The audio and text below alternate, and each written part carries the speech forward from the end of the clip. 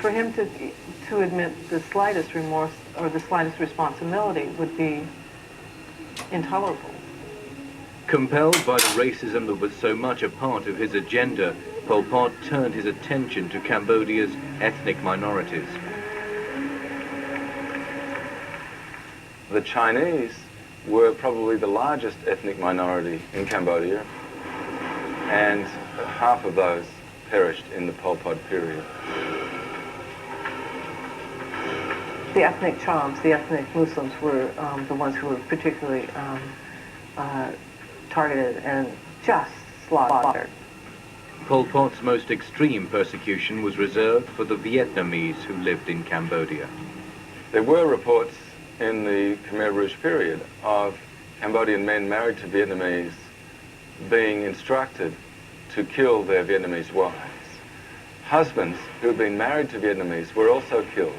People who could speak Vietnamese were also killed. People who looked Vietnamese were also killed.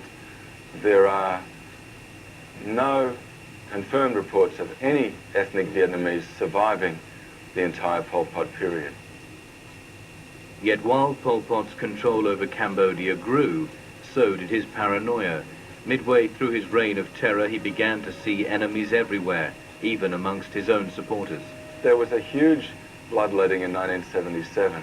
Purge teams traveling around to other zones, purging the leaderships, killing them, killing their family members, reaching down into the peasantry for their relatives who were suspect and killing them as well.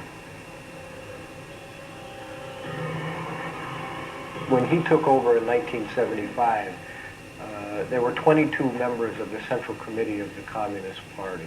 By the end of his reign in power, 3 years, 8 months, and 20 days later, 18 of those 22 members in the Central Committee had been executed. Most of the executions took place at an old school called Tul Sleng. Known as S21, it was established by Pol Pot to torture and kill his political enemies.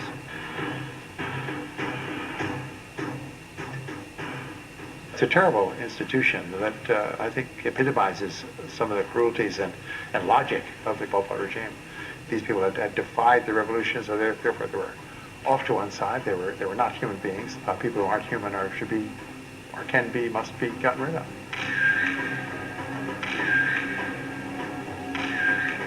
In less than 4 years, Pol Pot sent between 14 and 20,000 people to S21. Men, women and children were tagged, photographed, and almost all were tortured into confessing. The whole ideology of the place was that because they were arrested, they were guilty. They must be because the party was never wrong. It never makes mistakes. The word for prisoner in Cambodia means guilty person rather than someone who's being held. And even if some of the people you kill turn out not to have been guilty of the crimes you've charged them with, so what?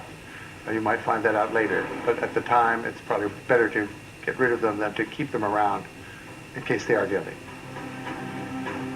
Pol Pot said that he had never heard of Tul Sleng S21, the torture chamber of which almost 20,000 people he ordered went through to their deaths after extensive torture.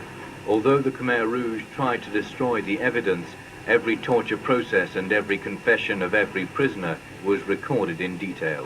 The documentation was very important to these people, but I think they were intended partly to convince Pol Pot and his colleagues who saw the documents themselves, saw copies of them, that they were on the right track. They knew there'd be no punishment for killing all these people. There'd be punishment for people who were tortured to death, and this did happen in many cases.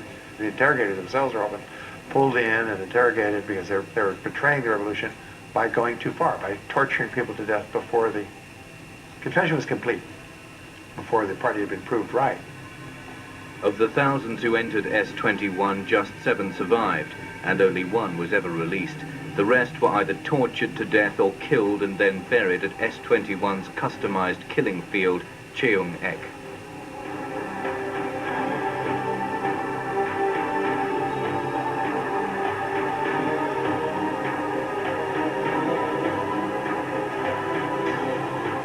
This was a systematic regime doing some systematic, cruel things to its own people for reasons that were demented but made sense to them.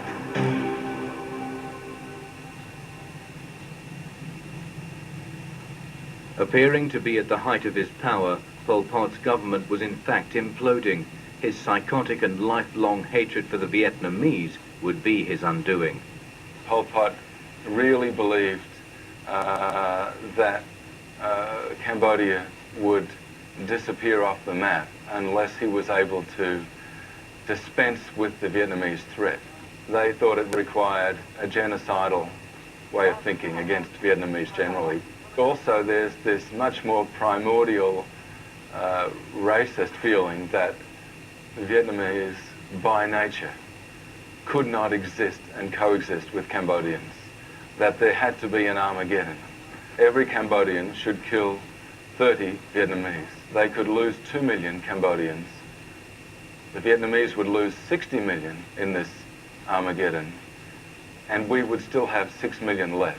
In response to continuous raids into Vietnamese territory, on the 21st of December 1977, 150,000 Vietnamese troops stormed across the Cambodian border. By January the 6th, 1978, they were on the outskirts of Phnom Penh. With Cambodia, you have a span of 4 years of daily persecutions, humiliations, starvations, pain. So your soul as a human being gets desecrated more and more and more. So by the end of the 4 year, your hate, your anger, your hunger makes you a little less of a human being. Pol Pot and thousands of his Khmer Rouge henchmen fled Phnom Penh to northern Cambodia and Thailand. From here, Pol Pot continued a guerrilla war against the new Vietnamese government. It would be another 20 years before he was seen again, but this time he was on trial. The Khmer Rouge were people who no longer had faith in Pol Pot's leadership. They had arrested him, but they had arrested him not for crimes of genocide or crimes against humanity. They had arrested him for essentially being a political enemy. 4 months later, Nate Thayer was invited to interview Pol Pot, who was now under house arrest and close to death. When I first spoke with Pol Pot, he came up to me and he put his arm on my shoulder and he said, in this raspy voice, he said, "Yum squalchimo yu hai," which means, "I've known your name for a long, long time." And that was the first thing he said to me, and he gave me this gentle, shy smile, and kind of looked at me and gazed down, and then took me by the arm and walked me to a little bamboo hut where he begged me to understand why it was necessary for him to execute little babies. For hours, in a very rational way. And of course, we started off knowing that it might be very short, asking him the fundamental questions of, you are accused of causing the deaths of hundreds of thousands, if not millions, of innocent Cambodians, and are you regretful? Are you sorry? And will you apologize? Which was a direct question repeatedly. And he refused to answer the question. And I did get angry, and he threatened to end the interview 3 times within half an hour, because that was not an acceptable answer to me as a journalist or as a human being. Cambodians deserve better, and they deserved, and the world deserves better than 2 journalists interviewing a genocidal maniac in the jungle in a bamboo hut. 2 weeks later, in April 1998, Pol Pot died of natural causes.